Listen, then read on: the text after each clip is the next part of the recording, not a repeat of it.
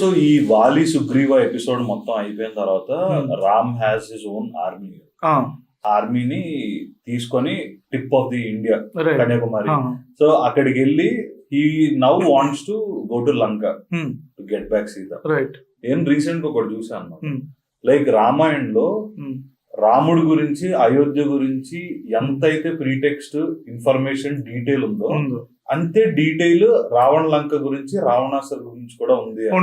చాలా మంది ఎక్స్ప్లోర్ చేసింది ఏంటి అంటే లైక్ రావణ్ ఎత్తుకొచ్చాడు, తర్వాత రాముడి చేతిలో చచ్చిపోయాడు, ఇదే. బట్ రావణాసురుడు చుట్టూ కూడా there are so many interesting characters. ఇప్పుడు రావణాసురుడి తమ్ముడు కుంభకర్ణుడు అండ్ విభీషణ, సోవరెన్ ఆర్మీ అంటారు. So can you explain on that thing అంటే హౌ జైంట్ ఈస్ హి అని? రైట్, ఇప్పుడు దీనికి ఫస్ట్ స్టార్ట్ చేయాలంటే మనకి సుందరకాండ అనేది స్టార్ట్ అవుతుంది. సో సుందరకాండలోకి వచ్చేసరికి ఇంకా మొత్తం హనుమంతుడు వెళ్తుంటే తను చేసిన అడ్వెంచర్స్ అన్ని ఫస్ట్ లిస్ట్ అవుట్ అవుతూ ఉంటాయి. అలా లంకకి చేరుకున్నప్పుడు లంకని డిస్క్రైబ్ చేస్తూ ఒక కంప్లీట్ చాప్టర్ ఉంటుంది.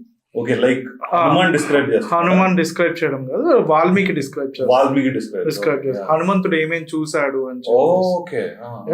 అంటే రావణాసురుడి కోర్ట్ యార్డ్ ఎట్లా ఉంటుంది, అసలు ఎలా కూర్చున్నాడు ఏంటి, ఇదంతా కూడా డిస్క్రిప్షన్ హనుమంతుడు లంకలోకి ఎంటర్ అయినప్పుడు మనకు కనిపిస్తుంది అన్నమాట.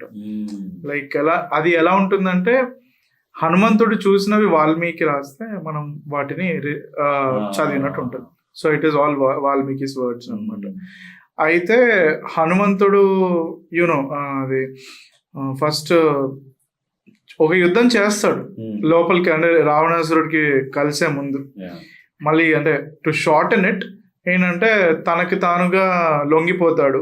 ఒక ఇంద్రజిత్ వచ్చి బ్రహ్మాస్త్రం ప్రయోగిస్తే సరే నేను లొంగిపోతాను, మన గోల్ వచ్చేసి రావణాసురుడి దగ్గరికి వెళ్ళడం కాబట్టి వెళ్తాను, వెళ్ళి చూసి వాడికి అసలు వాడి చుట్టూరు ఎవరున్నారు, మంచి చెప్పేటోళ్ళు ఉన్నారా లేదా, ఇదంతా ఈ కాంటెక్స్ట్ లో వెళ్తాడు. వెళ్ళినప్పుడు చూసి అంటాడు అనమాట, ఏమి రూపం, ఏమి తేజస్సు, ఏమి వచ్చస్సు అని ఇట్లా ఫుల్ డిస్క్రిప్షన్. అంటే చాలా అంటే మ్యాగ్నిఫిసెంట్ హనుమ అంటాడు. ఒక్కటే ఒక డైలాగ్ అనమాట, ఇతను గనక సీతమ్మను అపహరించకపోయి ఉంటే, ఇతను గనక కామవాంఛ ఉన్నవాడు కాకపోయి ఉంటే, సెక్షువల్ డిజైర్ అది లేకపోయి ఉంటే త్రిలోకాధిపత్యం ఉండేది, లోకాలు మొత్తం ఇతను గెలుచుకునేవాడు, అది కోల్పోయాడు ఇప్పుడు అని చెప్పి అంటాడు. పొగుడుతాడు, లైక్ అంటే ఉన్నది ఉన్నట్టుగా చెప్తాడు. At the same time he wants Ravana అనమాట.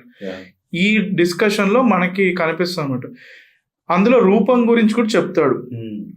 10 తలలు, 20 చేతులు కలిగిన 20 బాహువులు.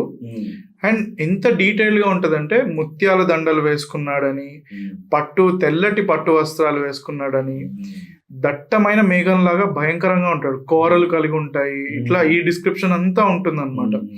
ఒక ఆర్టిస్ట్ చదివితే కంప్లీట్ గా గీసేస్తారనమాట, అంత పర్ఫెక్ట్ గా ఉంటుంది. నేను 12 నెలలు కష్టపడితే 12 లక్షలు సంపాదిస్తున్నా, అలా 30% గవర్నమెంట్కి ఇస్తున్నా అంటే సంవత్సరంలో 4 నెలలు నేను గవర్నమెంట్ సంపాదన చేస్తున్నా. అది నా బాధ.